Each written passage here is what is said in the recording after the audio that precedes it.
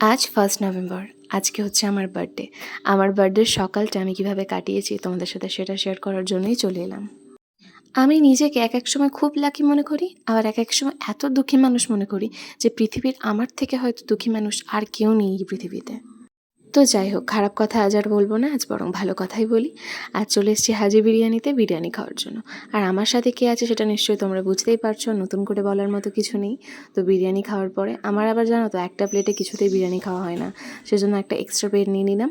আর সেই প্লেটেই কিন্তু চিকেন আলুটা রেখে দিলাম, কারণ আমার না প্লেট থেকে পড়ে যায়।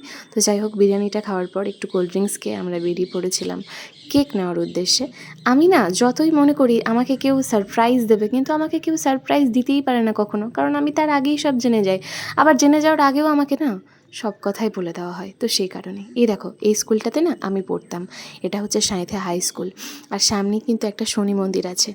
জানি আজ শনিবার, বাড়ির দেবতার নাম করতে নেই, কিন্তু আমার মনে হয় ঠাকুরের নাম করলে এমন কোনো কিছুই হয় না। তো এটা আমি জাস্ট ফেক হিসেবেই ভাবি। তো দেখো, আমি বেরিয়ে পড়েছি এখন বাড়ি যাওয়ার উদ্দেশ্যে। কেকটা নেব, সরি বাড়ি যাব না, আগে কেকটা নিতে হবে। তো কেকটা নেওয়া হচ্ছে মিয়ামরের একটা দোকান থেকে, এখানে কিন্তু মিয়ামরের কেকই পাওয়া যায়।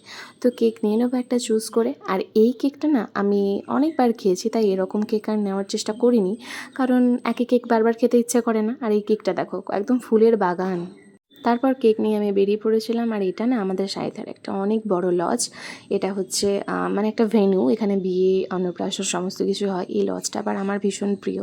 আমার ইচ্ছে হলে আমার বিয়েটা বরং এই লজেই করব, মানে আমার ইচ্ছে। এবার যদি বাড়ির লোকে না দেয় তো কি আর করা যাবে। তো যাই হোক, দেখো এমবাজার এটা আমাদের, আর এমবাজার পেরিয়েই কিন্তু আমার বাড়ি।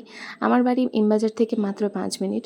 তো চলে এলাম দেখো আমার বাড়িতে। আর এসে না আমি দেখছিলাম এই মুকুটটা আমি প্রথম 21 বছরের জন্মদিনে পরে কেক কাটবো, কারণ এরকম মুকুট পরে আমি কোনোদিন কেক কাটিও নি আর আনিও নি, আমার ভীষণ লজ্জা লাগতো। তো যাই হোক, আমাকে বলা হলো এবারের মতো যে এই মুকুটটা পরে কেক কাটতে। তো ভালো লাগলে লাইক করে আর ফলো করতে একদমই ভুলো না।